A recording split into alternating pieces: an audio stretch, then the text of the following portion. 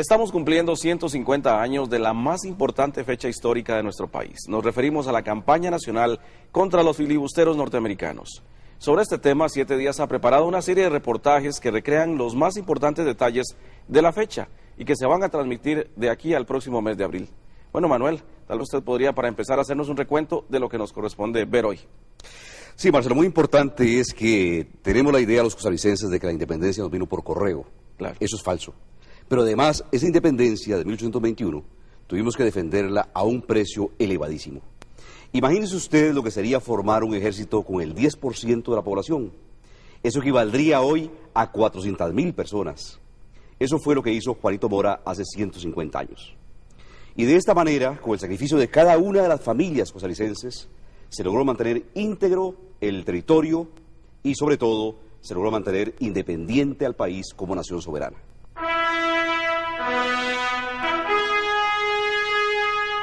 Hace 150 años había políticos en Estados Unidos que consideraban a Centroamérica como parte del territorio de ese país.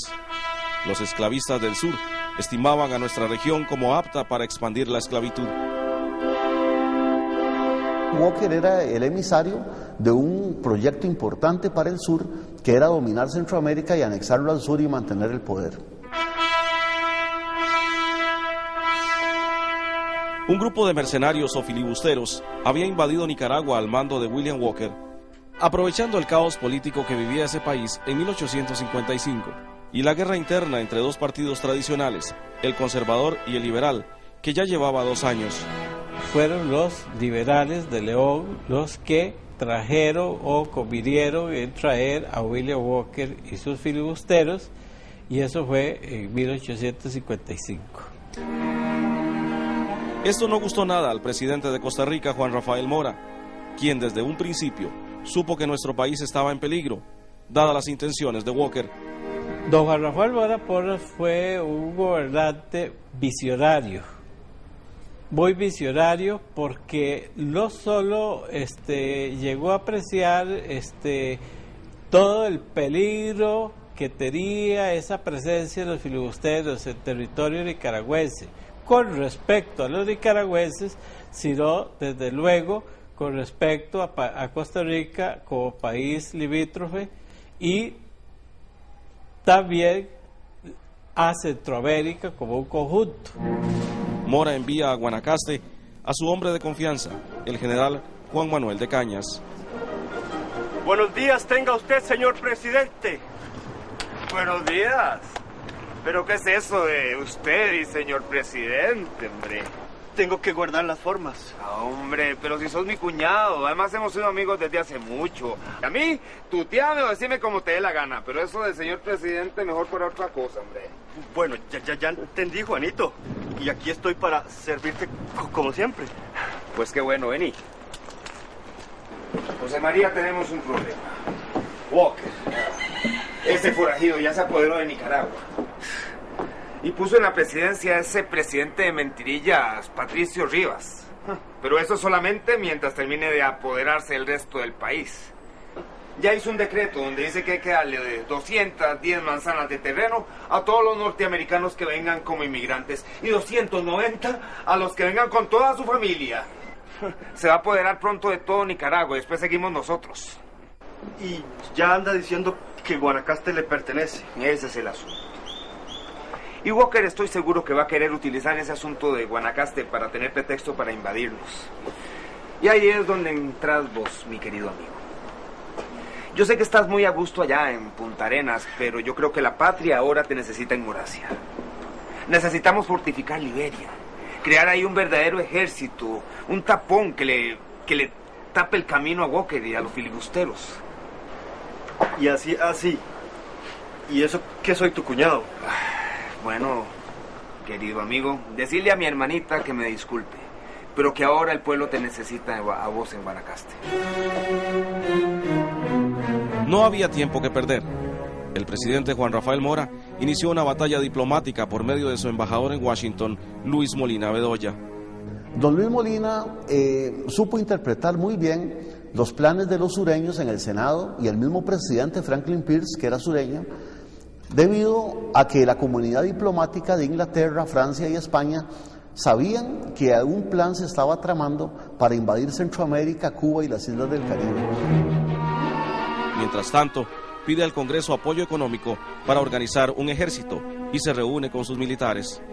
Y entonces lo primero que hace es solicitar al Congreso el respaldo para asumir, ¿verdad? Asumir la responsabilidad de la guerra eventual que se daba en esos momentos. Señores, sinceramente creo que nunca hemos estado contando. Buenas noches, señor. ¿Cómo les va? Hola. General. Señor presidente. Hermano querido. ¿Cómo está Inesita? Muy bien, muy bien, muy bien. Tomen asiento, caballeros. Gracias. Señores, les tengo informes. Tenemos buenas y malas noticias. Las buenas es que el presidente de Estados Unidos no ha reconocido ni a Walker ni a Rivas como gobierno legítimo, y eso nos va a dar un chance para actuar. ¿Y qué pasa con los centroamericanos? ¿Hasta cuándo vamos a esperar que se decidan? Querido hermano, esa gente es lo mismo de siempre. Hablan y nunca se ponen de acuerdo. En este momento nosotros estamos solos en esta lucha diplomática. Señor presidente, ¿y nuestros amigos los europeos? Precisamente aquí traigo una nota escrita por nuestro buen amigo, nuestro embajador en Washington. Dice: es incuestionable que Estados Unidos se halla dominada por una pasión insaciable de engrandecimiento y de riqueza, que le imprime un movimiento creciente de expansión y parece haber debilitado y adulterado en ella las nociones de lo justo y del injusto. Eso es duro, muy duro. Pero muy atinado, señores. Los europeos tienen que saber de nuestro problema, porque vamos a necesitar su ayuda. Pero aún hay más, pongan atención. Dice: la América Central ha sido hace algún tiempo objeto de proyectos de anexión, por las riquezas de su suelo y por las facilidades que ofrece para la comunicación interoceánica. Creo que nosotros no podemos esperar. Nos están arrastrando a la guerra y tenemos que hablar con claridad. Walker está cada vez más fuerte. Eso lo tenemos claro. Precisamente eso nos dice don Pedro. Señores, tenemos que prepararnos. Estamos a la puerta de una guerra. Por esa época estaba al mando de la Iglesia Católica el primer obispo de Costa Rica, Anselmo Llorente y Lafuente, en quien Mora encuentra un fuerte bastión. Monseñor, tome asiento. Es un gusto tenerlo por acá. El gusto es mío, don Juanito. No puedo faltar cuando usted me llama, especialmente cuando hay estos chocolates tan ricos de Inesita. Pues entonces conversaremos tomándonos un buen chocolate. Inesita, mira quién vino a tomar chocolate esta tarde. Monseñor. Sí. Dichosos los ojos, su bendición. Monseñor, el país está pasando por un problema bastante difícil. Sí lo sé, don Juanito. Déjeme decirle que desde ya le digo que el deber de la Iglesia es estar con usted y con el pueblo. Pues qué bueno, me alegra mucho escuchar eso. Pero disculpe que sea tan franco, monseñor, pero usted debería estar mejor enterado de lo que ocurre en Nicaragua. Ese cura, el de Granada, Agustín Vigil, ya anda diciendo que Walker es el ángel tutelar de Nicaragua, ni más ni menos. Y además, el obispo de Granada, Monseñor Erdocia, no solo anda bendiciendo a los filibusteros, sino que está usando dinero de la iglesia para apoyar a Walker. Yo soy un religioso, Juanito, y no puedo por jerarquía o humildad criticar a mis superiores. Yo primero estoy con Dios nuestro Señor y después estoy con usted y el pueblo. Mire, monseñor, en este momento la patria lo necesita y en los próximos días lo va a necesitar más. La patria me tiene, Juanito, y usted no deje de pedirme lo que usted necesite. Primero mi bendición como pastor. Amén. Y después lo que pueda pedírsele a un buen patriota. Dios le aconsejará y lo llevará por buen camino. De esto estoy seguro. Y eso esperamos, monseñor. Eso esperamos. Los curas en todos los pueblos de Costa Rica, en su sermón dominical desde los púlpitos, ellos llamaban a los hombres a integrarse a la guerra para proteger la patria, proteger la religión, proteger los valores de la familia, sus mujeres, sus hijas. Para febrero del 56, el presidente Mora sabía de las intenciones de William Walker de invadir Costa Rica. Mora se negó incluso a recibir a un enviado de Walker, quien llegó a Punta Arenas pidiendo su audiencia. Entonces, el mandatario llama al pueblo a las armas.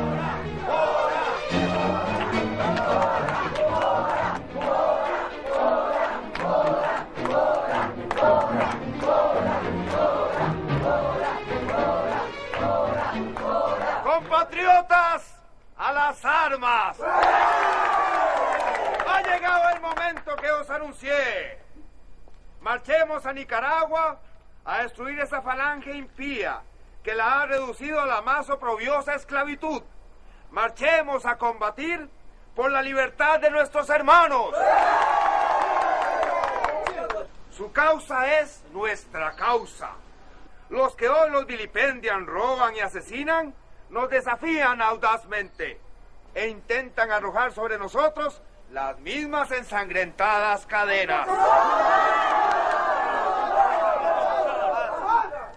No vamos a lidiar por un pedazo de tierra, no por adquirir efímeros poderes, no por alzar misérrimas conquistas, ni mucho menos por sacrílegos partidos, no.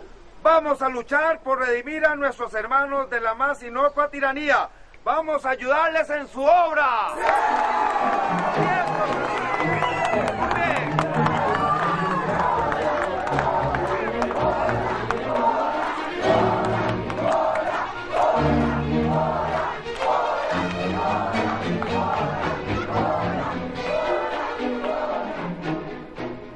Costa Rica era un país más, ¿verdad?, con su ejército, solo que Juan Rafael Mora se preocupó más por profesionalizarlo, por decirlo así, armarlo mejor, los asesores, en fin, todo eso. Era un ejército mucho más organizado que lo que podía ser el ejército de Nicaragua.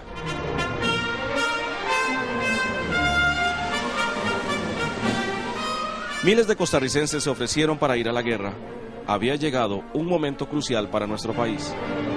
Y se escogieron a los solteros, los que no tenían hijos, los que ya eran viudos, que estuvieran entre 15 y 50 años de edad.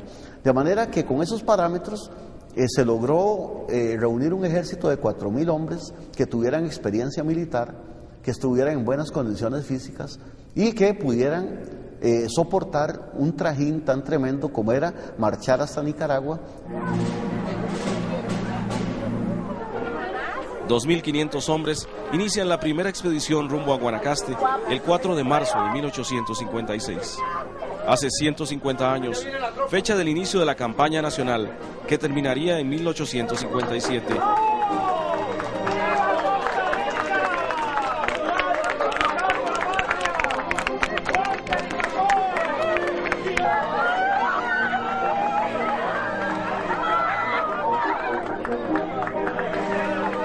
El presidente Mora los despide en San José con la promesa de que luego se les unirá en Guanacaste.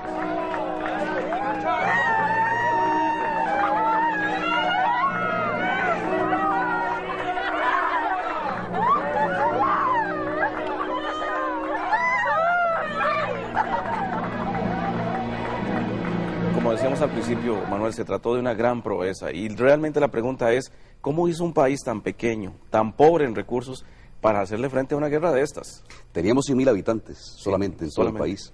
Yo creo que eso se debe a 3 factores ahí, Marcelo. El primero y fundamental es la unidad del pueblo. Ajá. Incluso la unidad del pueblo en contra de la división que había en la clase gobernante que termina fusilando a Juanito Mora años más tarde. Sí.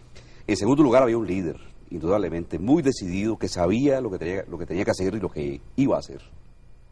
Y en tercer lugar, Costa Rica era una pequeña potencia, ¿verdad? Había tenido una gran apertura en el comercio, en la industria, en la agricultura, y era una nación poderosa realmente. Por lo menos en el contexto centroamericano. En el contexto centroamericano. Así es. Bueno, nosotros vamos a hacer una pausa comercial y después vamos a ver en este reportaje otro aspecto de esta guerra. ¿Cómo se transportó el ejército?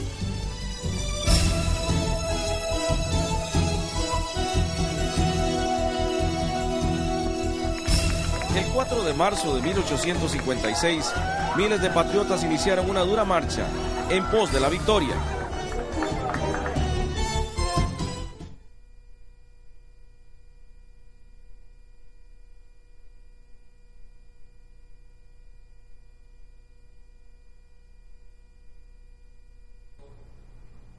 Uno de los problemas más complejos de la guerra de 1856 fue el traslado de las tropas desde nuestra capital hasta Guanacaste.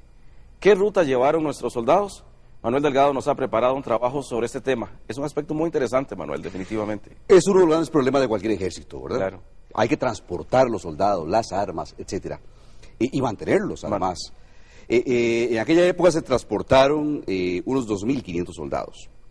Equivaldría hoy día a transportar 100.000 hombres. Imagine usted la proeza inmensa que eso representaba. Sí. En aquellos años Costa Rica era el Valle Central, con un camino de carretas a Punta Arenas, un pequeño puerto en el Pacífico y un conjunto de haciendas en Guanacaste. Fuera del Valle Central no había ciudades propiamente dichas, y había que transportar la tropa con rapidez, con seguridad y además con eficiencia para que llegaran al frente a combatir y en capacidad de combate. Eso fue lo que hicieron nuestros abuelos, esa fue la ruta de los héroes.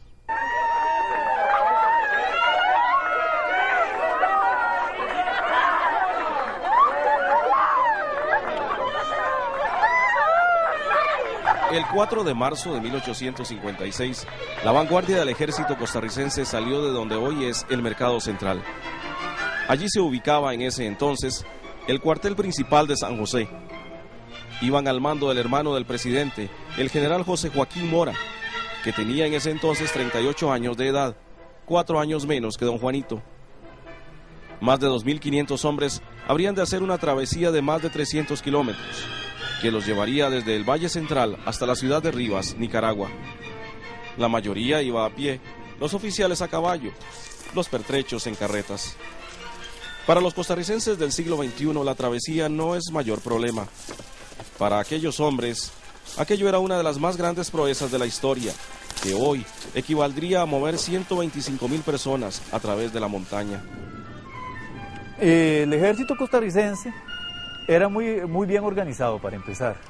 A partir de cierta edad, a uno, el sargento del pueblo, lo llamaba a presentarse a la plaza. Entonces se presentaba uno ahí a maniobras y se le entregaba un arma. Esa arma tenía que llevarla uno a la casa. Eso es muy importante. Vean qué interesante, porque las armas no estaban en el cuartel, estaban en las casas. Entonces podemos ver un cuadro de oficiales y lo que es la tropa y los suboficiales que seguían insertos dentro de la actividad económica. En su primer día de marcha, los soldados pasaron por La Uruca, por el mismo camino que hoy pasa frente a la fábrica Pozuelo. Atravesaron el río Virilla por un puente situado muy cerca del actual y llegaron a Barreal de Heredia. Juan Manuel Castro es topógrafo y ha trabajado con el MOP durante 30 años en inspección de caminos. Él conoce como nadie las rutas del país. Castro ha hecho un estudio minucioso del camino de los héroes y aquí en el Barrial encuentra el primer hito de esa ruta. Se trata del paso sobre la quebrada La Guaria. No existen los bastiones de piedra de entonces, pero sí rastros de los que construyó la administración Mora Porras poco después de la guerra. Pero en todo caso, el camino es el mismo. Por aquí pasó la tropa.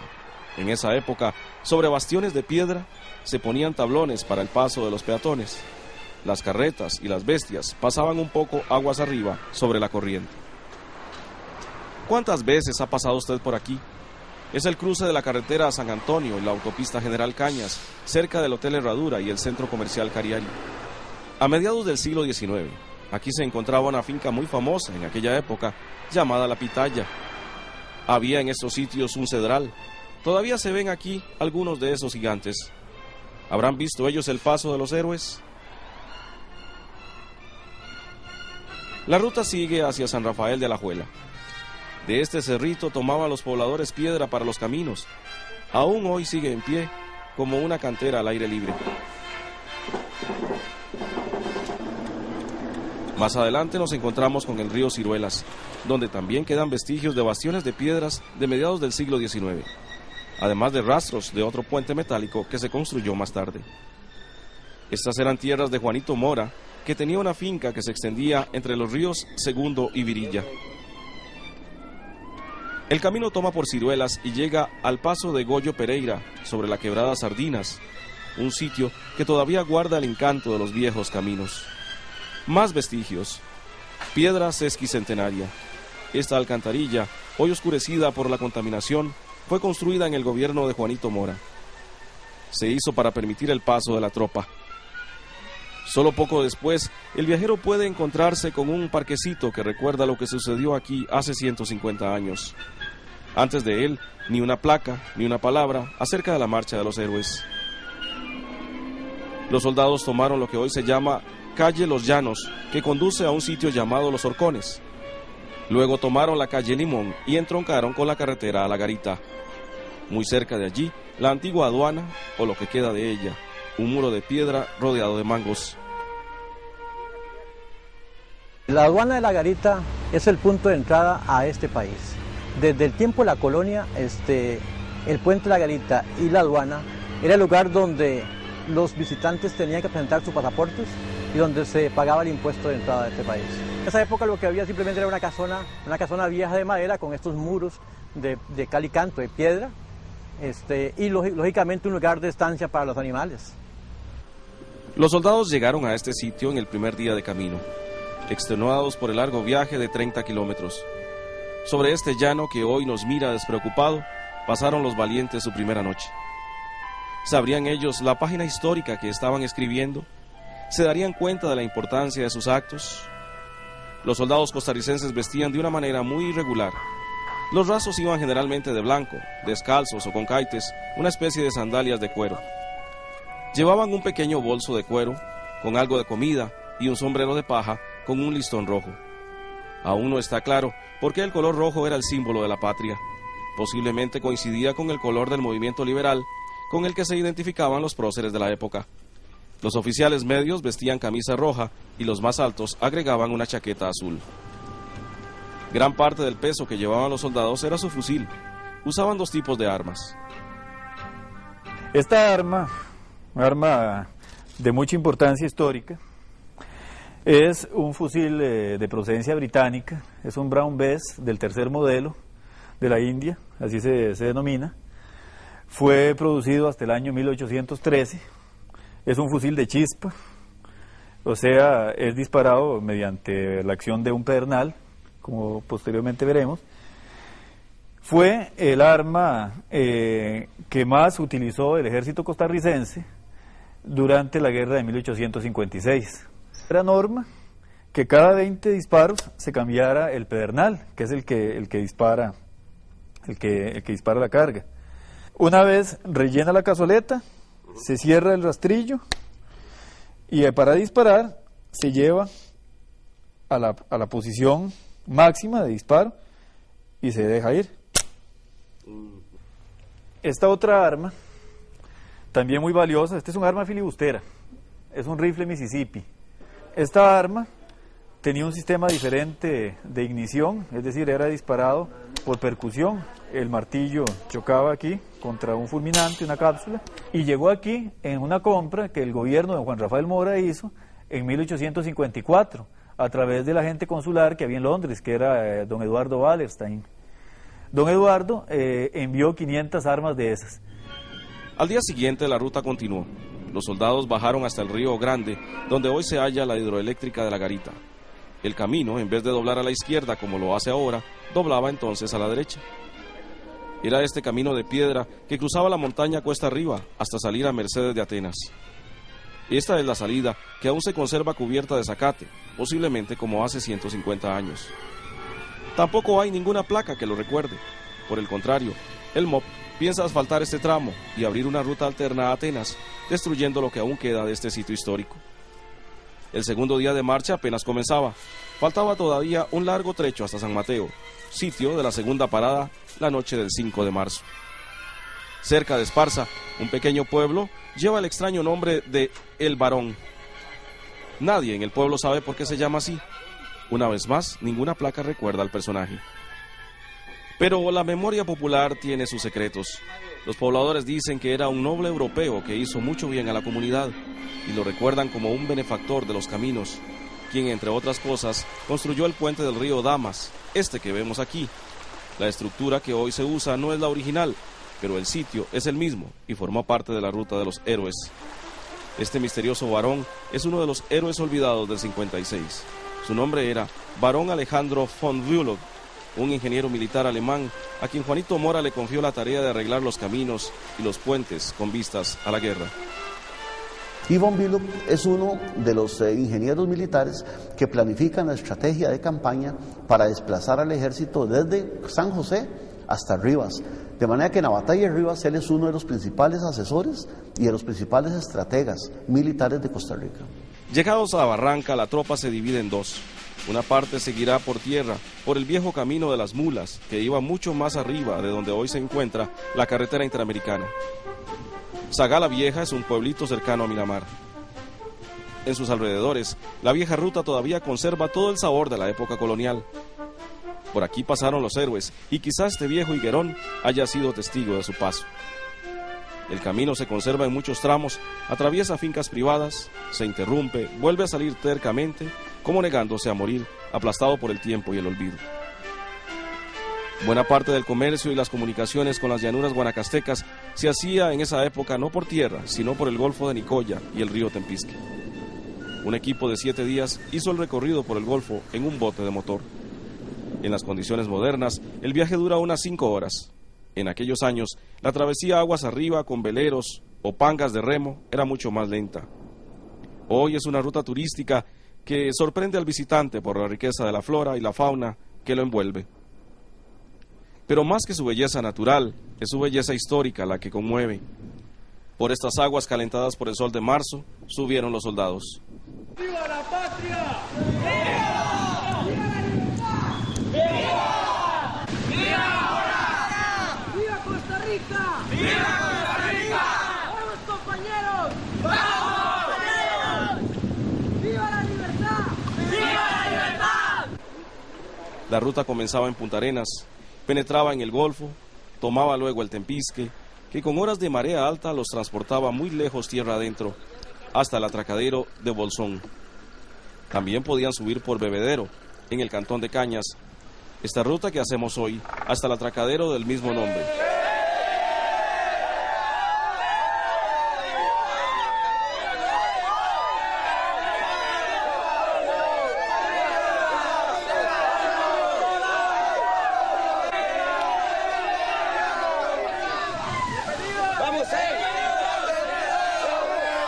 Los que desembarcaron en Bolsón siguieron por las llanuras de Guanacaste hasta Liberia. Los de Bebedero hicieron camino hasta Bagaces para encontrarse con el resto de la tropa y su jefe, el general José Joaquín Mora. El 11 de marzo, después de 8 días de dura travesía desde la capital, el ejército patriota llegó a Bagaces. La parte más dura de la travesía había terminado.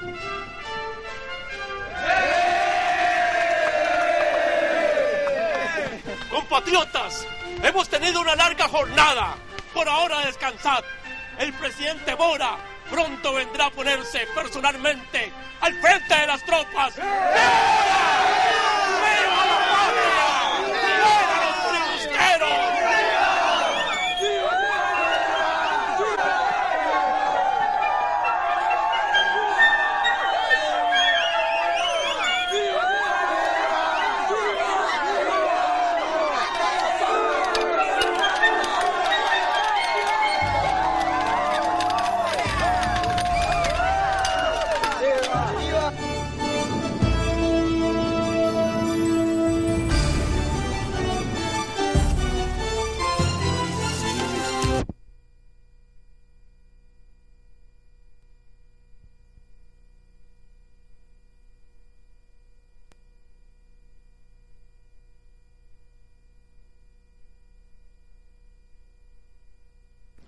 Morir por la patria puede ser doloroso, pero comprensible.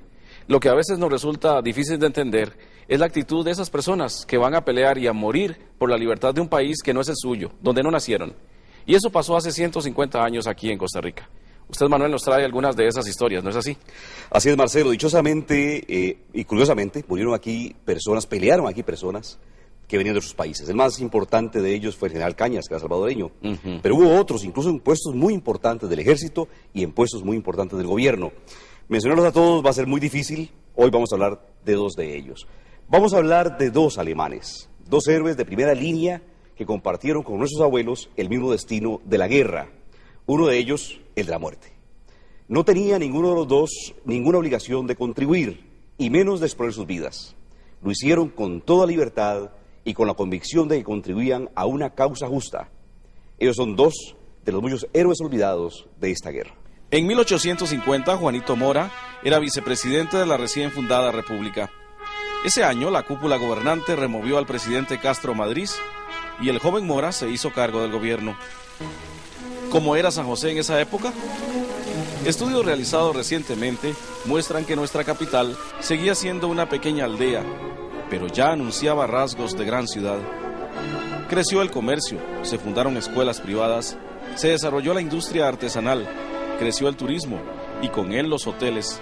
Se desarrolló un intenso trabajo cultural. Por esa época se creó el primer teatro moderno, llamado Teatro Mora. En esos años, bajo la dirección de don Juanito, se crearon dos instituciones de gran peso en la vida del país. La primera es la Fábrica Nacional de Alcoholes, o de Licores, como hoy se llama, que albergaron esos muros que aún hoy vemos en San José. La otra fue el Hospital San Juan de Dios, cuyo edificio original no se conserva, pero sigue como institución al frente de la salud. Era una época de bonanza, y era también una época de gran emigración. Decenas de extranjeros venían al país a hacer negocios de diverso tipo. Uno de esos extranjeros fue el barón Alejandro von Bülow, de quien no existen fotografías, y que había sido militar e ingeniero en Alemania. Von Bülow, don Bómbilo, como le decía el pueblo, vino por mandato del rey de Prusia a formar colonias agrícolas. Fundó una en Angostura de Turrialba y una más en Miravalles, en las cercanías de la cordillera volcánica de Guanacaste. Porque Bülow pensaba que era necesario hacer un camino entre el Golfo de Nicoya y el lago Nicaragua. Entonces desarrollaba Miravalles. Y otro camino hacia el Atlántico, de la meseta central del Atlántico, entonces desarrollaba la Angostura de Turrialba. Esa era la estrategia de Bülow para desarrollar esos proyectos de colonización. Sandra Johnson, nacida en Nolte, es descendiente del barón y vino a Costa Rica a buscar esas raíces de su familia.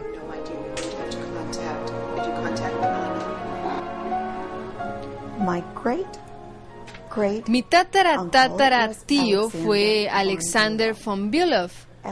Alexander von Bülow fundó con otros alemanes la Sociedad de Colonización en Alemania para promover con el gobierno de Costa Rica la creación de nuevos caminos y así impulsar el comercio con Alemania. La familia von Bülow está presente en la historia germana desde el siglo XIII. Eran descendientes de la esposa del soberano del Sacro Imperio Romano Germano. El barón Georg Alexander había nacido en Dresde, Alemania, en 1801, y tenía un hermano mayor, Karl August, que se estableció en Guatemala, y fue el padre de Karl Georg Wilhelm, sobrino de von Bülow. Este segundo Karl se casó con la costarricense Domitila Josefa, y tuvo, entre otros, un hijo llamado Carlos Máximos Ramón, quien a su vez fue padre de Elsa María Guillerma, la hermosa mujer que vemos en esta fotografía. Allí el apellido von Bülow se pierde, pues ella se casa en Honduras con el norteamericano de apellido Nolte, con quien tiene un hijo llamado Henry Charles, padre de Sandra.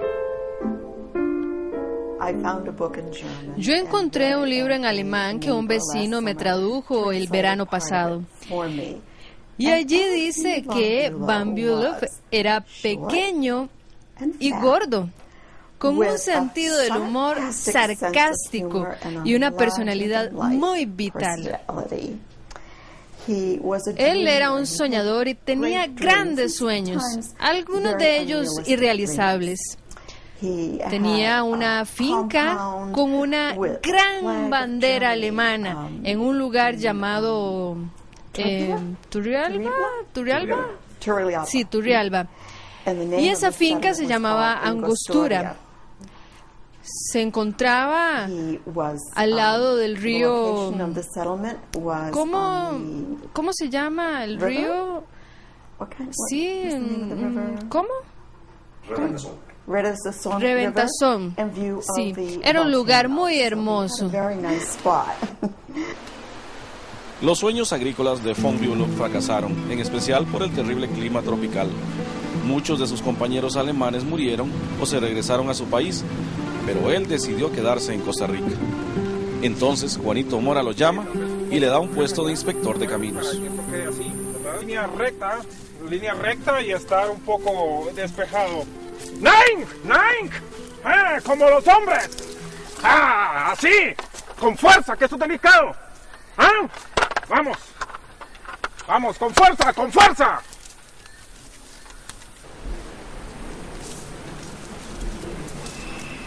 Ya, vamos a trazar de aquí hacia allá. Vamos a poner, José María, el teolito acá. Teolito. Genarro, el nivel allá, más allá. Así no. Bien centrado. Carol, vite chen. Quita. ¡Don Bombilo! ¡Está bien así! Genarro, más a la izquierda. Mora sobre todo lo contrató como director de caminos del Camino Nacional a Punta Arenas. Cuando usted lee entre líneas y ve en general toda la historia previa a la guerra del 56, no hay duda de que el ingeniero militar prusiano es el estratega de esa guerra, porque Bülow prepara los caminos, los puentes. No solo eso, sino que levanta un plano desde Alajuela hasta el muelle de San Carlos para utilizar la vía del río San Carlos, que posteriormente en la segunda campaña se utilizó como estrategia de guerra. Y los puentes y los caminos todos los está preparando él, no solamente para la exportación de café, sino para enfrentar la batalla contra los filibusteros. Es interesante, por ejemplo, que Bülow, cuando estaba tan precisado por tener listos los caminos para la guerra, el sacerdote de Alajuela pide una cuadrilla para que le construya la iglesia a Alajuela. Y Bülow, muy enojado, le manda una carta al ministro de Hacienda, que era su jefe en ese entonces, y le dice que cómo es posible que se atrevan a quitarle personal que la ocupa en los caminos para construir una iglesia. Arturo Robles Arias es un médico muy conocido en nuestro país. Él también es descendiente de Karl, el sobrino de von Bülow. Desgraciadamente la historia muchas veces omite muchas de estas cosas, ¿verdad? Y le da más importancia a las cosas pues que tengan cierto simbolismo, que tengan cierta simpatía dentro de las personas que estudian historia, ¿verdad? Y ya estos detalles así como el aporte que este señor pudo haber dado como militar, como experto que era en estas campañas, pues tal vez no se le da la importancia que tuviera. Además hay que tomar en cuenta pues de que él era muy allegado a don Juanito Mora, lo mismo que el señor Marie, el francés, y todos los europeos que rodeaban a don Juanito. Pues una vez que terminó la guerra, usted sabe que hubo muchas enemistades aquí, muchas intrigas y conflictos políticos internos que hicieron que don Juanito Mora fuera fusilado, y los que no fueron fusilados fueron olvidados. Von Bülow preparó el camino por donde iba a pasar la tropa y fortificó Punta Arenas, pero además estudió cuidadosamente el río San Juan, como muestra esta fotocopia de un mapa suyo original que se encuentra en Londres. El mapa muestra el nombre del ingeniero que lo trazó, Barón Bülow. Intrigado por la idea de Juanito Mora de que los filibusteros podrían atacar por el río San Juan, el barón estudió un camino hasta Muelle de San Carlos y el río del mismo nombre. Para ello usó instrumentos similares a estos. En 1856 marchó de Liberia a Rivas. Allí peleó en la batalla con el grado de coronel. Una carta del embajador norteamericano Wheeler afirma que la victoria costarricense en esa ciudad de Nicaragua se debe a que las tropas eran comandadas por él. Poco después viene el desastre. Von Bülow adquiere el cólera y muere solo y abandonado en Liberia el 4 de mayo de 1856. Nadie sabe dónde están sepultados sus restos. Además, muy pocos se acuerdan de él. Con von Bülow habían venido muchos alemanes, entre ellos Fernando Streber. Streber había conocido a otro alemán de nombre Carlos Hoffmann, médico y naturalista, que a su vez había conocido al naturalista Alexander von Humboldt. Es algo muy curioso, hay una ligazón, un vínculo muy fuerte entre Hoffmann y el célebre Alexander von Humboldt, el naturalista, geógrafo, etnógrafo. Humboldt había venido a América, especialmente estuvo en Venezuela, recorrió Venezuela, México, Cuba, pero Humboldt realmente no vive prácticamente, a su regreso casi no vive en Alemania, más pasa la mayor parte de su vida en Francia. Sin embargo, él regresa a Berlín a dar unas conferencias muy famosas, se llamaron Cosmos, que después fueron incluidas en varios textos. Y yo supongo que ahí es donde Hoffmann conoce a Humboldt. Pero con Hoffmann hay una figura muy importante, que es Alexander von Frantius, que curiosamente también era médico, graduado en Berlín como Hoffmann, y naturalista. Entonces ellos deciden venirse a Costa Rica. Y hay algo muy lindo, y es que ellos llegan con una carta justamente de Humboldt para don Juanito Mora. Esa carta, lamentablemente, se la robaron de los archivos nacionales. Hoffmann se establece en San José, pone una vinatería y una farmacia y atiende como médico. Posiblemente aquí, donde hoy es la Plaza de las Garantías Sociales, estaba ubicada su casa. Y hace 2 giras muy importantes. Por fin escala el Irazú, casi 2 años después de que llegó acá. Cualquiera podría decir, el Irazú no puede ir en un momentito. Claro, pero en esa época había que tomar sus previsiones, ¿verdad? Entonces él escala el Irazú y luego escala el Barba. Y deja 2 relatos extraordinariamente bellos, porque están llenos realmente de valor científico, por la información que contiene, pero además relatados con un lirismo extraordinario. Realmente yo veo en Hoffmann a un poeta.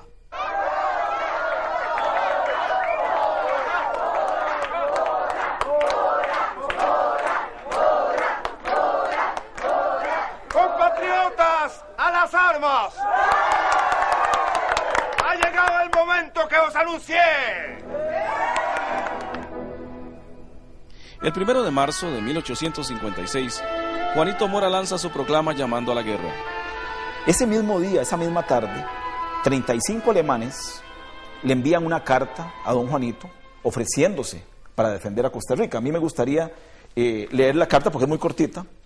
Dice así: al excelentísimo presidente de la República de Costa Rica, señor don Juan Rafael Mora, los abajo firmados alemanes se aprovechan de la ocasión para manifestar a vuestra excelencia sus simpatías y deseos de cooperar para Costa Rica en la guerra actual contra los filibusteros. Si vuestra excelencia nos haya útiles en alguna cosa, disponga vuestra excelencia con franqueza y confianza de sus atentos servidores, y firman los 35 alemanes. 35 alemanes, nombres que aún resuenan en la sociedad costarricense, como Streber, Nane, Romuser, aparecen al pie de la carta. Uno de ellos es el nombre de Carlos Hoffmann. Carlos Hoffmann es incorporado en el ejército que viajaría a luchar a Rivas con el cargo de cirujano mayor. Él llegó a Liberia con Juanito Mora el 19 de marzo de 1856 y estuvo presente en la batalla de Rivas. El 20 de abril sobreviene la tragedia. Aparece el primer soldado enfermo de cólera. La peste había de desarmar al ejército patrio primero y llevó a la tumba al 10% de la población después. Hoffmann entonces asume la responsabilidad de atender a los enfermos y a quienes no abandona nunca. En la segunda parte de la campaña, en 1857, Hoffmann ya no puede participar. Se hallaba enfermo, afectado de una extraña dolencia. Entonces se retira a Punta Arenas, donde el destino trágico parecía perseguirlo, pues allí perdió a su esposa. Estando en el puerto del Pacífico, recibió la noticia de que su amigo Juan Rafael Mora había sido electo por tercera vez al cargo de presidente de la República. Hoffmann agonizaba, pero aún así pudo dictar una carta a Mora. En mis últimos momentos, y cuando la ley de la naturaleza me coloca en el preciso término del ser y de la nada, he tenido la plausible noticia de que el pueblo de Costa Rica, reconociendo la rectitud de sus principios, su amor al orden y a la prosperidad de sus gobernados, ha vuelto a proclamarlo por caudillo de sus destinos. Yo también, aunque nacido en un suelo muy distante, pero agradecido a la República que tan benignamente me acogiera, no puedo menos que desear su engrandecimiento, su felicidad. Al día siguiente, Hoffmann moría en Punta Arenas. Tenía tan solo 36 años de edad. Sus restos fueron descubiertos muchos años más tarde y fueron trasladados al Cementerio General de San José. Allí duermen en paz en un humilde mausoleo.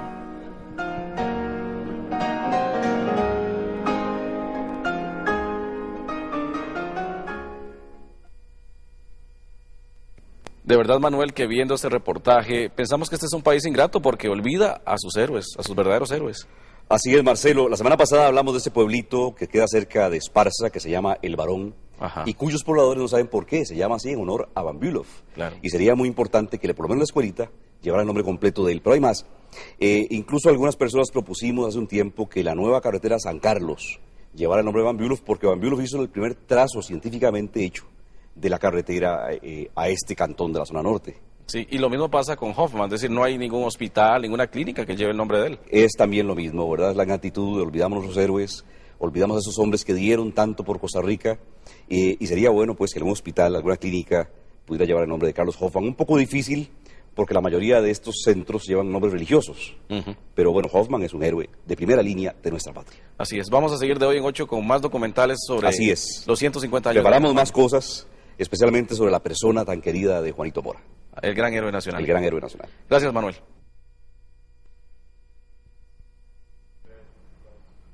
La guerra del 56 enfrentó a dos ejércitos, pero sobre todo a dos personajes. William Walker del lado de los invasores y Juan Rafael Mora del lado de los patriotas.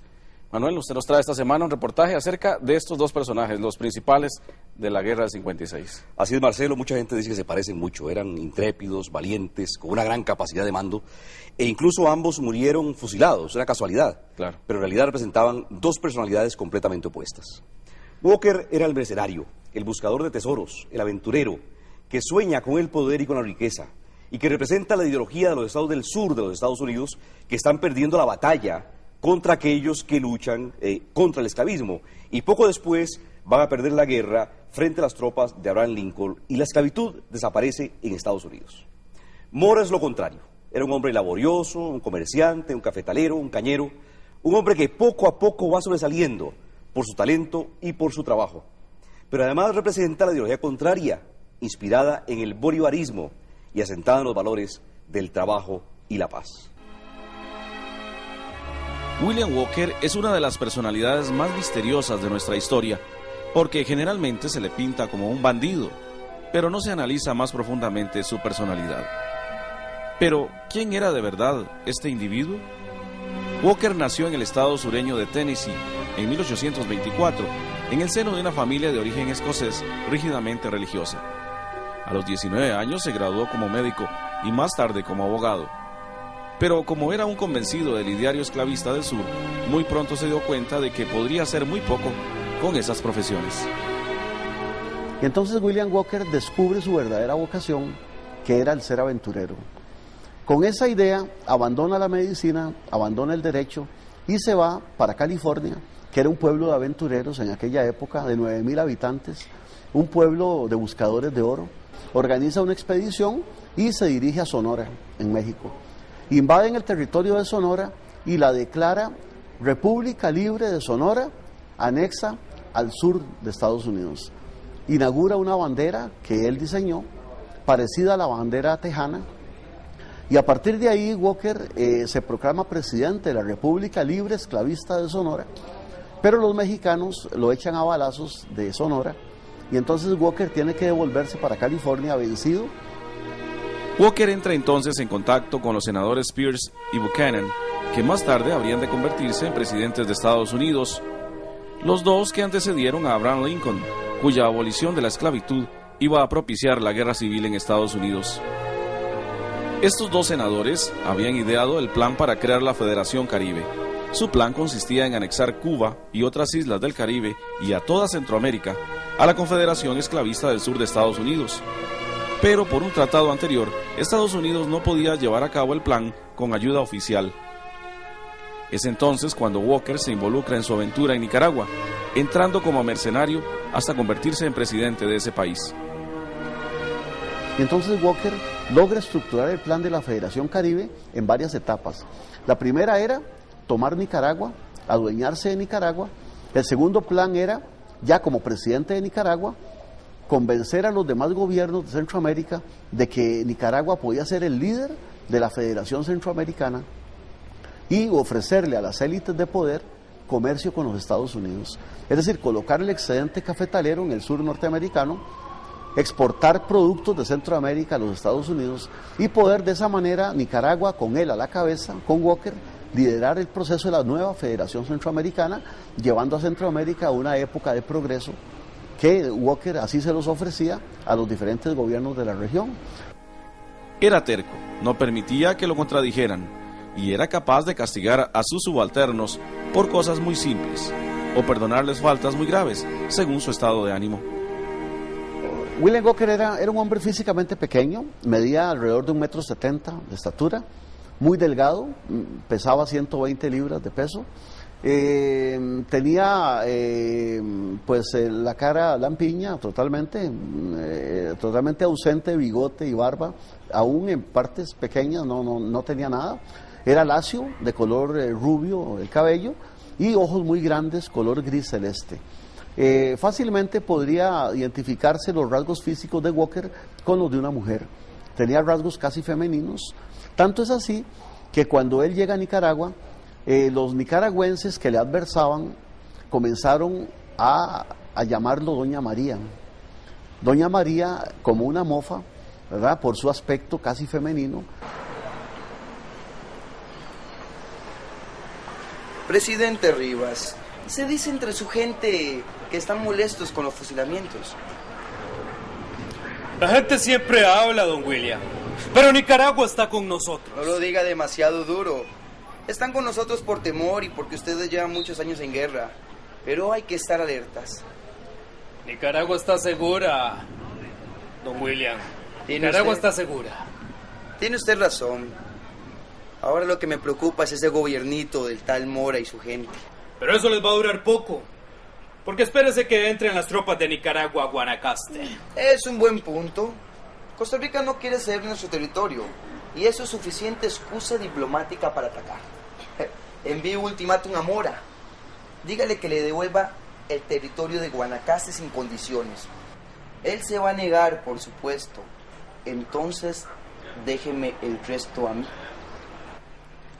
Así se hará, General Walker. Así se hará.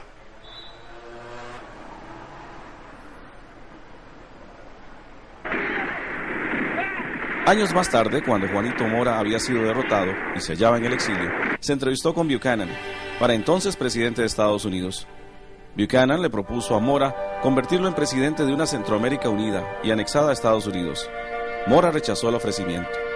Este fue el hombre que hizo imposible el sueño de Walker. Juan Rafael Mora Porras había nacido en 1814, es decir, 10 años antes que Walker. Muy joven quedó huérfano y tuvo que hacerse cargo de sus hermanos e incluso de sus sobrinos.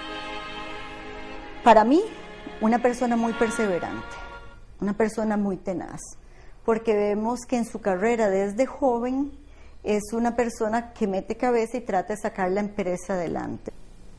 Era un hombre posiblemente muy tesonero, pero al mismo tiempo muy paternal. Así lo demuestra la forma como el pueblo lo llamaba, Don Juanito. Don Juanito, don Juanito. No le diga así, no sea mal hablado. Hay que decirle, señor presidente. Ay, mijitos, tranquilos. No importa cómo me llame la gente. Aparte que de eso de don Juanito, me gusta. Ustedes saben que de todas maneras yo siempre he sido un hombre humilde y trabajador igual que ustedes, caray. Bueno, ¿y qué? ¿Para qué me ocupan? Sí, vea, es que ya terminamos de cortar toda la caña, la del lado allá, la de la derecha. Pero nos falta la que está más allá, la que está pegada al río. Usted dice si empezamos mañana mismo, ¿eh? No, mañana mismo tiene que ser. ¿Quién quita un quite y tengamos que irnos y se quede sin cortar? Dios guarde, hombre. No, porque si es por la guerra, aquí nos tiene a nosotros, don Juanito. Señor presidente, se le dice, señor presidente. Sí, es cierto. Sí, señor presidente. Bien, muchachos, ahí lo disculpa. Sí, pero no, mañana mismo. Sí. Juanito Mora era un hombre medianamente rico y posiblemente sus luchas políticas lo hicieron perder muchos de sus bienes. Fue dueño de una finca llamada Frankfurt, ubicada en Pavas, donde hoy se halla la Embajada Americana, dedicada al café, y de otra más en San Rafael de Ojo de Agua. De joven se dedicó a hacer viajes a Chile para colocar café, y de regreso traía productos del país suramericano para su propio negocio y para otras tiendas. En sus correrías mercantiles por toda Suramérica, toma contacto con algo que era muy vivo en ese momento en la sociedad suramericana, que era todo el pensamiento y la reflexión acerca de la praxis de Bolívar. Él protagoniza a través de su verbo, de su pensamiento y a través de la acción, el nacimiento de esa ideología del 56, que luego fue llamada por los distintos pensadores costarricenses el camino nacional o el camino costarricense, la forma costarricense. De su vida personal se sabe muy poco. Por los relatos que de él quedan, se dice que era muy buen amigo, fiel y cariñoso. Su gran amigo era José María Cañas, su cuñado y su mano derecha en la guerra. Pero sobre todo, de su acción se desprende que era un hombre enérgico y tesonero, con mucho don de mando y gran capacidad de liderazgo. Señores, qué dicha que vinieron. Yo aquí, como siempre, tengo que repartirme entre las tareas de la finca y las tareas del gobierno. Pero aquí la estamos pasando muy bien, señor presidente. Además, estamos muy tranquilos y muy seguros. Y con chocolate. Por cierto, ¿café o chocolate? El café dejémoselo a los ingleses. Y también a los chilenos. Yo me quedo con las viejas tradiciones. Para mí, chocolate. Pues, chocolate. Muy bien, pasen, señores. Sí, definitivamente, hombre. Vengan, pasen, no se queden ahí. No sé, esto es dinero. Nosotros tenemos esta guerra. Yo necesito saber cuántos años. Señores, ustedes me conocen bien. Yo no soy un hombre de armas. Yo soy un hombre de paz. De comercio y agricultura, don Juanito, que ya nosotros lo sabemos. Pero tengo una opinión. La ruta de tránsito, el San Juan. Con todo respeto, don Juanito, usted conoce muy bien mi opinión. No va a ser fácil para Walker atacarnos por allí. El camino es muy difícil. Además, tiene que atravesar el río San Carlos. Y eso es pero muy peligroso. Ustedes tienen razón. Ustedes están pensando en un plan defensivo y eso está bien. En otras palabras, para detener a Walker, hay que defender Moracia. Para eso mandamos a Cañas allá. Pero yo vuelvo e insisto, señores. Estoy preocupado por otra guerra más complicada que se nos va a presentar en el San Juan. En la villa de San Ramón yo tengo un muy buen amigo, un hombre fiel y valeroso, Francisco Martínez. Él conoce muy bien la zona norte. Estaba pensando que deberíamos encargarle que vaya y haga un recorrido por esas selvas, que prepare unas embarcaciones y que tenga a la gente lista, ¿eh? Bueno, caballeros, por ahora vamos a hacerle guerra a este café y a este chocolatito. Qué rico. Bueno, compañero, qué rico. Parece muy bien. Sí, vamos, pasen. Necesita ser tan amable. Caramba. Yo no sé de dónde voy a sacar ese dinero. Para Mora, dejar el país e irse a la guerra era un grave conflicto, pues la élite conspiraba por todos lados. Así se lo hizo saber muchas veces al hombre que quedó a cargo del gobierno, Manuel José Carazo. Yo sé que a usted le preocupa lo que puede suceder en su ausencia, don Juanito, pero créame, tengo a la oposición bajo mi control. Yo sé, pero se quejan. Tal vez he sido poco flexible. Pero los ricos, cuando les tocan el bolsillo, les duele. ¿Y qué creyeron? Que la guerra se hace con chuminos. Que pongan ellos la plata, nosotros estamos poniendo la sangre.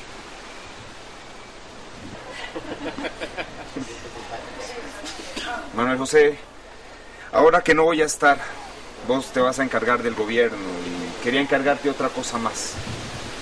Quiero que te encargues de Inesita, mi mujer, y mis hijos, si la fatalidad me encuentra en tierras extrañas. Juanito, eso no va a pasar. Andate tranquilo. Yo me quedo aquí cuidando al país y a tu familia.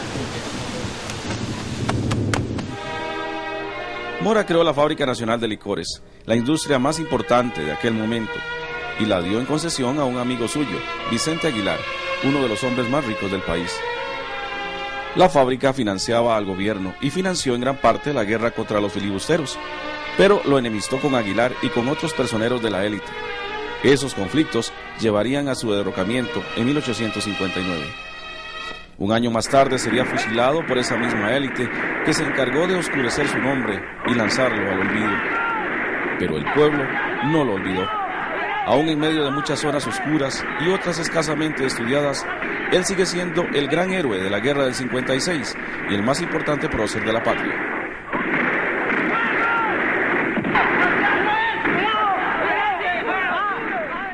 Manuel, al presentar estos reportajes, una de las cosas que más llama la atención es el poco conocimiento que tiene el costarricense de nuestros héroes. En el caso de Mora, incluso casi olvidado en años anteriores, ¿verdad? Así es, Marcelo. Creo que se debe a dos factores en el caso de Mora. El primero es que él fue derrocado y fusilado, y que hubo una dictadura posterior que hizo todos los esfuerzos por mandarlo al olvido. Así es. La otra cosa que hay que tomar en cuenta, es una opinión muy personal, es que él representa una ideología que chocaba con las clases dominantes de entonces, pero más con las de ahora.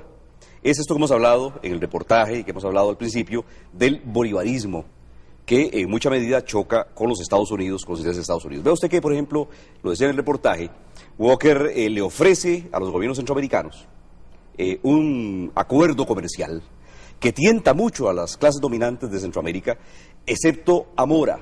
Mora rechaza, devuelve a los embajadores de Walker desde Punta Arenas, no los deja entrar a Costa Rica. No quiso ese tratado. Ahora, vea usted que estamos a 150 años de este conflicto y realmente, ¿cuánto podemos decir que se ha celebrado en nuestro país? Prácticamente pasa olvidado. Es realmente muy triste, pero es un aniversario olvidado. Pareciera que va a pasar sin pena ni gloria como cualquier otro aniversario, y es una lástima porque este es el momento preciso para que el pueblo de Costa Rica recupere, reconozca, tome conciencia de una historia tan grandiosa y tan heroica, ¿verdad? Muy bien, gracias, Manuel. Una nueva pausa y al regresar tendremos un reportaje a 2 años del atentado de Madrid.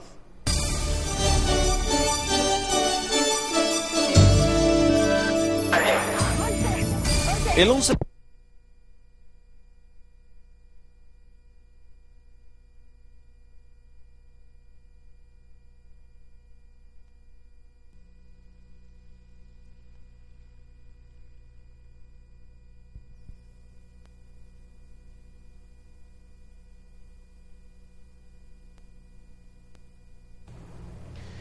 Hoy es un verdadero día de fiesta nacional.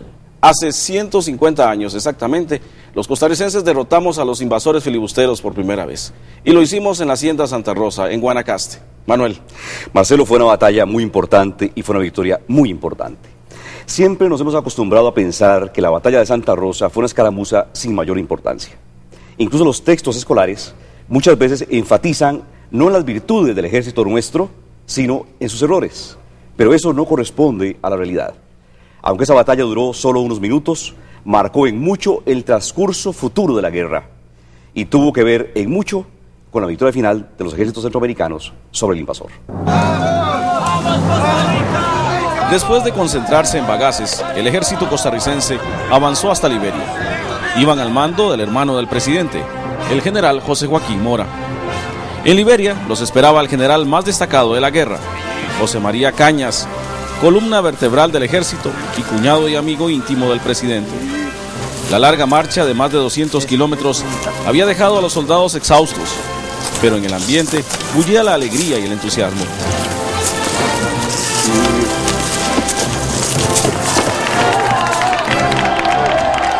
Liberia era una fiesta cuando llegó hasta allí, el 19 de marzo, el presidente Mora.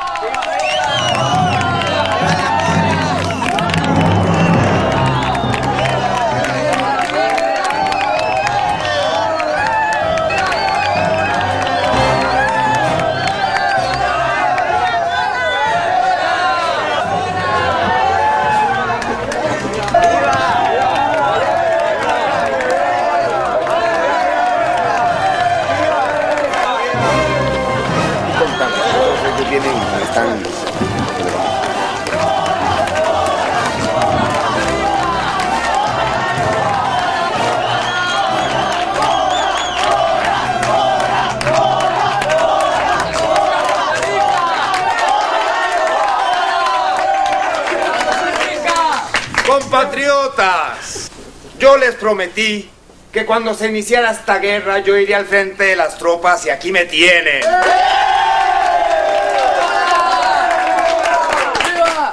He dejado el gobierno en buenas manos y me he venido para acá, para luchar con ustedes, para sufrir los mismos peligros y los mismos sacrificios que todos vosotros.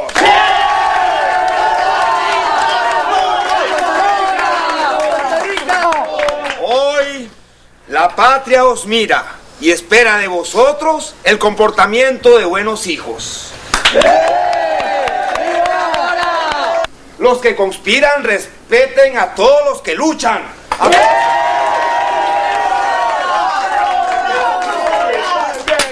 Ahora en esta guerra todos necesitamos estar unidos.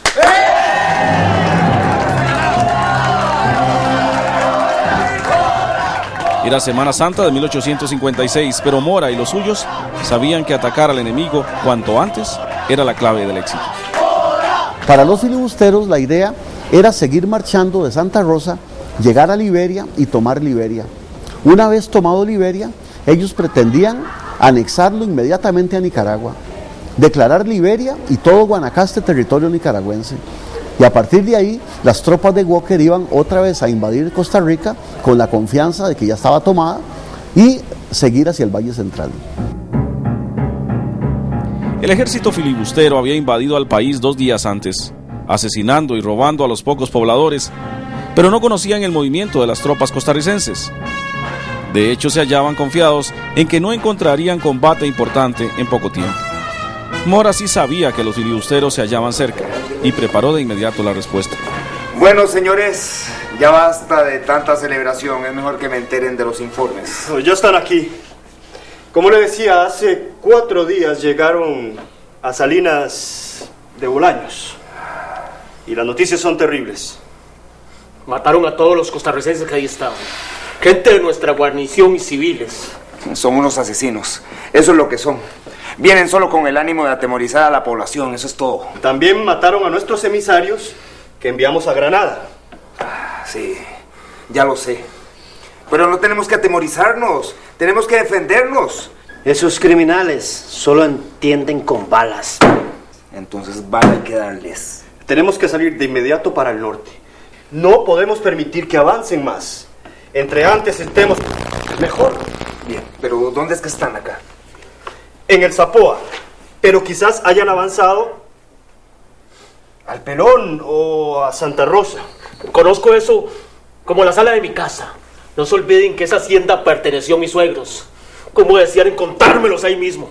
Pues ahí te los vas a encontrar. Vas a ir al frente del primer batallón de 500 hombres. Salazar, vos vas con él. Con mucho gusto, señor presidente. Estas manos arden de ganas de disparar contra esos criminales. Mis tropas están igual, con la moral al tope. Entonces no hay tiempo que perder, señores. Juanito, hoy es Martes Santo. Bueno, y la gente espera por lo menos una oración. Sí, Semana Santa. Una manera muy cristiana de celebrar la Semana Santa, qué pena. La mejor de todas. Enfrentando criminales y derrotándoles por primera vez. ¡Salve, señores! ¡Por la victoria! Pero bueno, ahora quisiera hablar con la tropa. Sargento. A la orden, general. Acompaña al señor presidente. Bien. ¿Cuál es su nombre? Sargento Tomás Guardia, para servirle a usted a la patria, señor. ¿Y el suyo? Soldado Próspero Fernández, señor presidente. Tomás Guardia y Próspero Fernández. Hijos míos, síganme.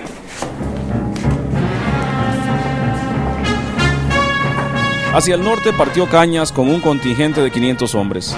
De camino, pudieron darse cuenta de que el enemigo se encontraba más al norte de lo que suponían, aunque no sabían a ciencia cierta dónde. Lo cierto es que estos se habían ubicado, ya el mismo 19 de marzo, en la hacienda de Santa Rosa, un lugar muy conocido por los ticos, pues había pertenecido a Agustín Gutiérrez Lizaurzábal, suegro de José Joaquín Mora.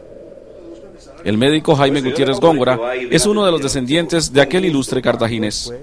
Don Agustín era un hombre muy rico, tenía mucha finca en Guatemala. Yo nunca entendí cómo tenían tiempo o medios para irse en barco, supongo, ¿verdad? De Costa Rica a Guatemala y ver las dos cosas al mismo tiempo, ¿verdad? La hacienda existía desde la época de la colonia y había sido propiedad de nicaragüenses hasta que fue adquirida por Gutiérrez Lizaurzábal. Era una empresa ganadera dedicada al ganado de engorde y a la producción de quesos. Bueno, yo terminaba las clases en la escuela, digamos un 30 de noviembre, y estaba en Santa Rosa generalmente el 1 o el 2 de diciembre y pasaba los 3 meses ahí. Había una habitación en el segundo piso que tenía una cama que no tenía colchón, sino que era de cuero.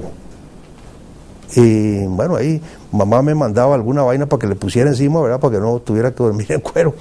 Pero ahí decían la gente que había dormido William Walker. William Walker nunca estuvo en Santa Rosa. El que estuvo fue Schlesinger, el húngaro, que comandaba la columna esta. Entonces a mí me asustaban diciéndome que ahí asustaban, en el segundo piso, ¿verdad? Y yo creo que yo tuve ligera noción de que prefería no subir. Mi tata me dice, va para arriba. La edificación fue muy modificada a finales del siglo XIX y se destruyó totalmente en un incendio en el año 2001. Posteriormente fue edificada de nuevo. Pero pese a los cambios y al paso del tiempo, la casa se mantiene en el mismo sitio en que se encontraba hace 150 años. La hacienda constaba de la casa, donde los propietarios pasaban algunas semanas al año. Más al sur se hallaban los corrales de piedra y de madera. A un lado la quesera, un galerón donde se producía y guardaba el queso.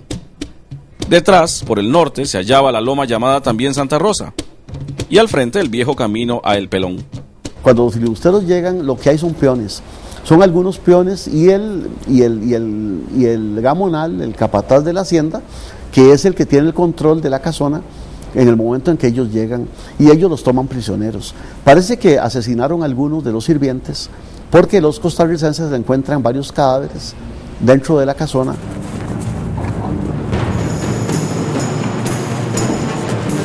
General, efectivamente están en Santa Rosa. Muy bien, usted conoce las órdenes. Vamos y ataquemos de inmediato. Sí, señor. Derrotemos a los filibusteros.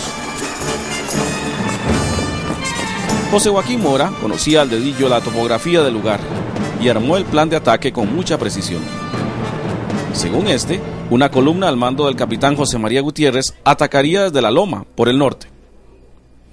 Una segunda al mando del capitán Mateo Marín atacaría con un cañón por el flanco de la quesera. La más importante fuerza de ataque sería comandada personalmente por Lorenzo Salazar y atacaría de sur a norte en una táctica envolvente.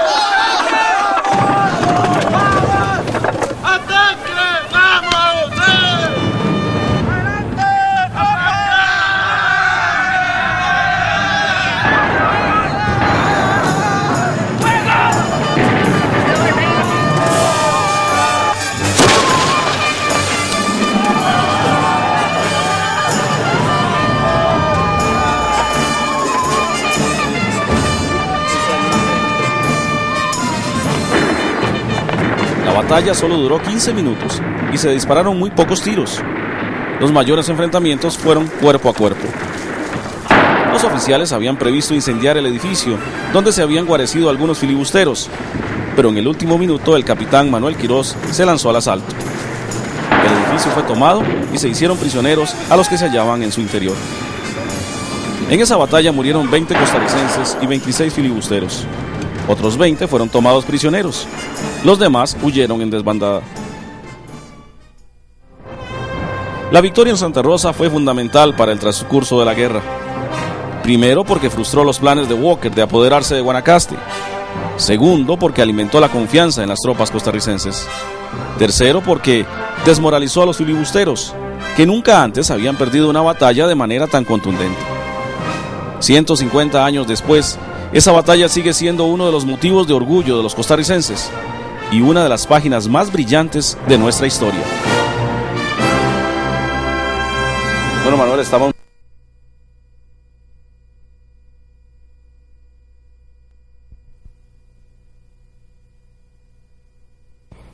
Mañana martes 11 de abril se cumplirán 150 años de la batalla de Rivas, donde los costarricenses pelearon en contra de los filibusteros, una de las guerras más importantes de la campaña nacional. Pero lo más destacado de aquella lucha, que duró unas 14 horas y que cobró la vida de muchos costarricenses, fue la gesta heroica de Juan Santamaría. La quema del mesón de guerra inmortalizó al humilde soldado alajuelense. Viernes Santo de 1856. Juanito Mora recibe en Liberia la noticia de la primera victoria costarricense en la hacienda de Santa Rosa. ¡Patriotas!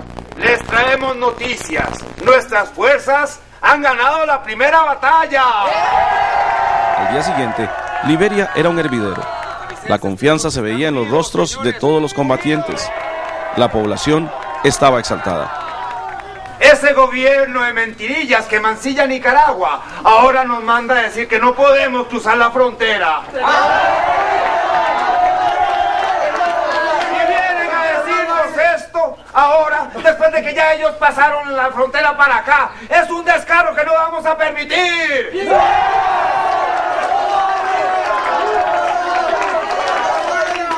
Todos los verdaderos patriotas de Nicaragua nos esperan y los vamos a ir a ayudar. El deseo de ir a combatir a Nicaragua tropezaba, sin embargo, con el cuidado con que el Estado Mayor del Ejército costarricense dispuso la marcha, que habría de ser mucho más lenta. Mora salió de Liberia el 28 de marzo y un día después se instala en Zapoa, donde lanza una proclama a los nicaragüenses.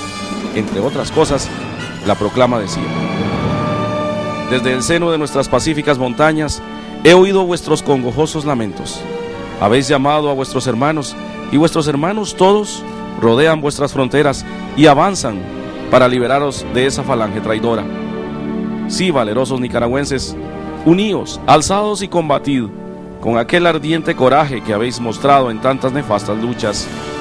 Levantemos juntos una patria más unida, más fuerte, más venturosa y más grande. Juanito Mora sabía que antes de entrar en combate, había que tomar la parte terrestre de la ruta del tránsito, que iba del lago de Nicaragua al Océano Pacífico, para impedir de esta manera que los filibusteros obtuvieran refuerzos. El 7 de abril lanza 2 divisiones, una sobre el poblado de la Virgen y otra sobre el puerto de San Juan del Sur. En ambos casos, los filibusteros huyeron casi sin poner resistencia. Esta es la ciudad de Rivas, muy cerca de la frontera con Costa Rica. Mora supo que Walker había dejado Rivas casi desamparada para trasladarse hacia León, en el norte de Nicaragua.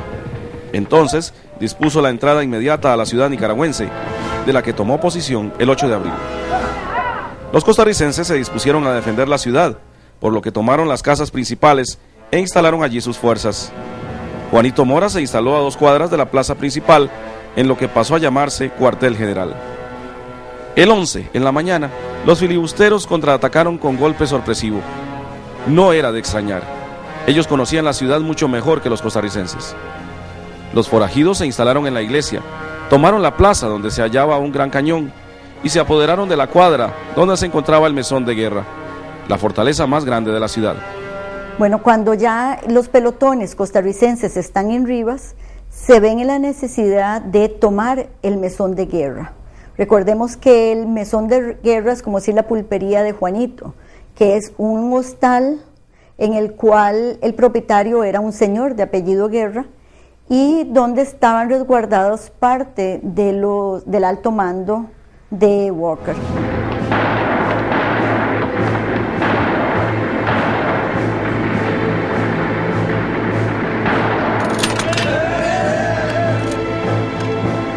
En un primer momento avanzaron hasta pocos metros de donde se hallaba Mora, quien estuvo a punto de ser capturado.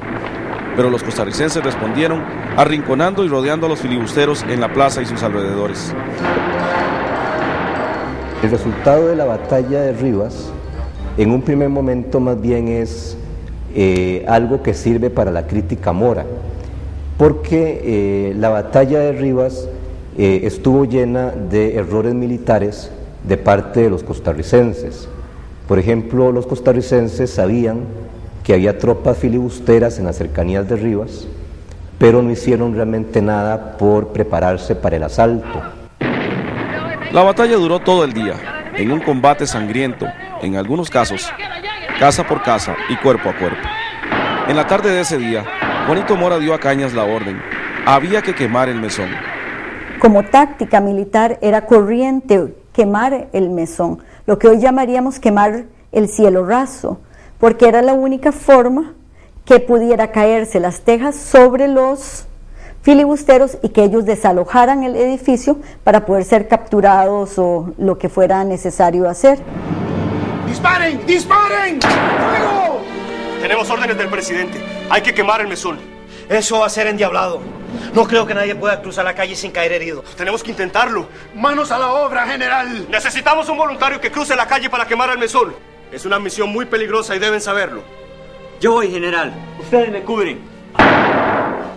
¡Cúbranlo! ¡Cúbranlo! ¡Disparen! ¡Disparen! Rosales, ¿qué está haciendo? ¿Se puede ayudar a Pacheco? ¡Sigan la acción! ¡Sigan la acción! ¡No dejen de disparar! ¡Fuego!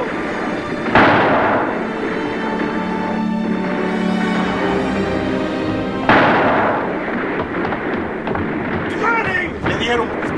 ¡Pobre muchacho! ¡Hay que rescatarlo!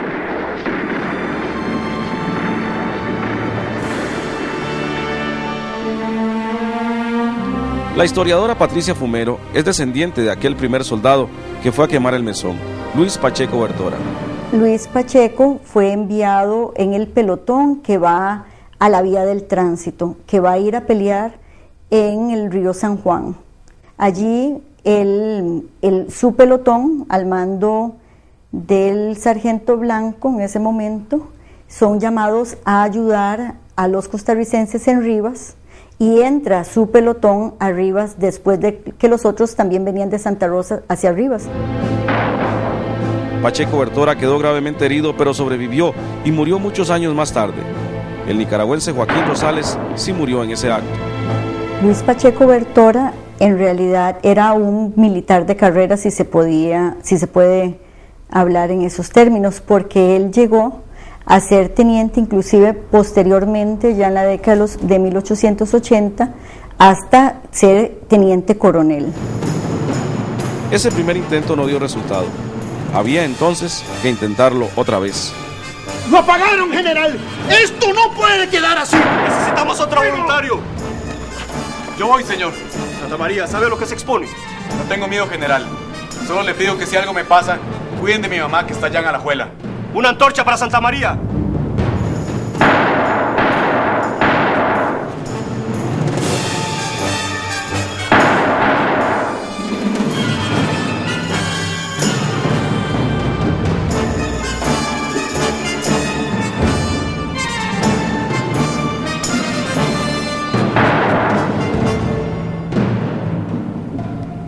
Años más tarde, en 1890, un costarricense habría de recordar aquella gesta de Santa María.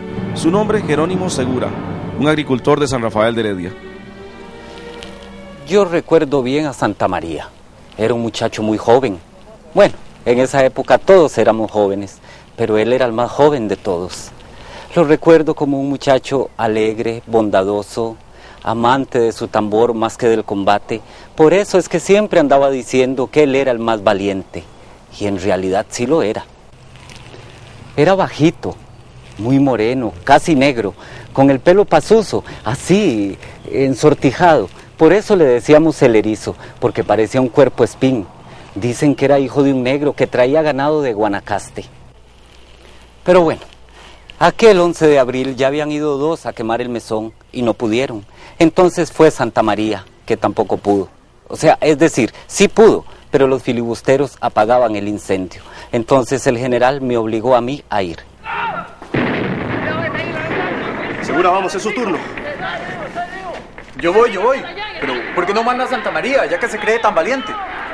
Yo fui, no tengo miedo de ir otra vez. Bueno, pues vayan los dos.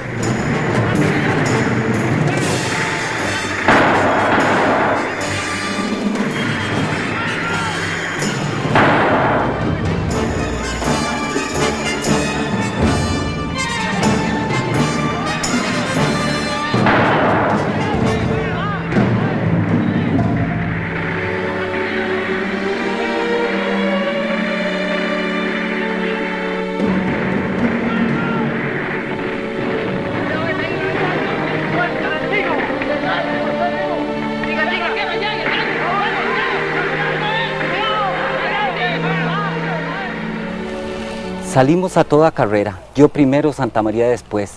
Llegamos al punto al que se nos había indicado. Simultáneamente empezamos nuestra operación de dar fuego, cuando volví a ver a Santa María. Y lo vi dar media vuelta hacia afuera del punto donde estaba recostado a la pared, e inmediatamente sentarse, voltearse y a la vez cerraba los ojos. lo que la investigación histórica ha dejado claro es que efectivamente Juan Santamaría existió, que Juan Santamaría estuvo presente en la batalla de Rivas, que participó en los intentos para quemar el mesón y que muy probablemente falleció en el intento que dio por resultado la quema del mesón. Sí, yo considero que sí existió, inclusive hay 5 Juan Santamarías en la guerra.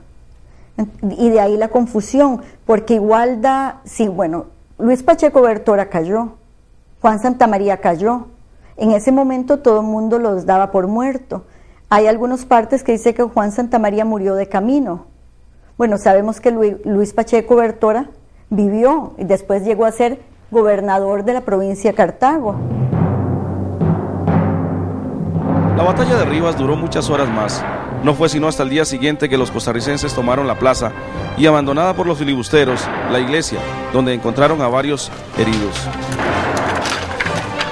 Los filibusteros lograron retirarse antes de que los costarricenses dieran el asalto definitivo.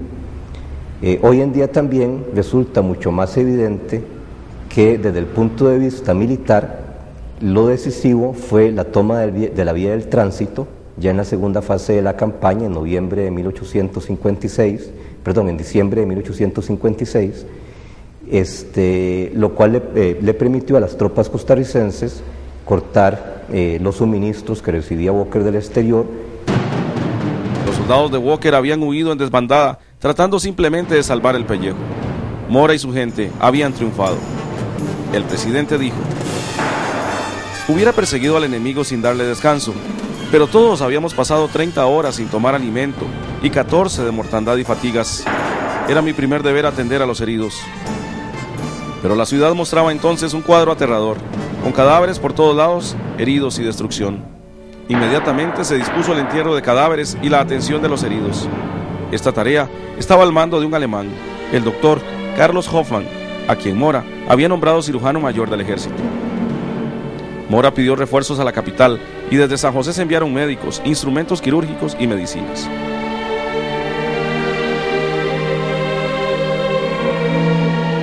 La batalla proporcionó muchos de los elementos que luego serán retomados para la construcción de una identidad nacional. Es decir, el elemento fundamental, obviamente, la quema del mesón, el sacrificio de Santa María y la conversión de Juan Santamaría en héroe nacional. En esta batalla murieron unos 500 costarricenses y 300 filibusteros. Muchos otros fueron tomados prisioneros, algunos fueron fusilados y otros obligados a trabajos de construcción. El enemigo estaba gravemente herido, pero no derrotado. Faltarían todavía muchos combates para expulsar definitivamente a Walker de Centroamérica.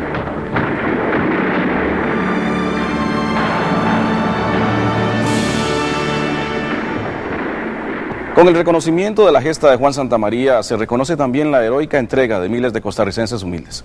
Queremos invitarlos a que nos acompañe dentro de una semana, en 7 días, con un programa especial de 1 hora sobre los 150 años de la campaña nacional. Será un programa de gran interés educativo y lo recomendamos para todos los estudiantes. Bueno, vamos a una nueva pausa y al volver, Lisette Castro nos presenta el siguiente reportaje sobre un verdadero milagro de amor.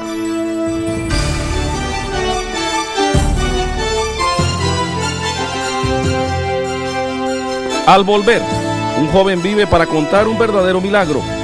Su fe pudo más que la medicina.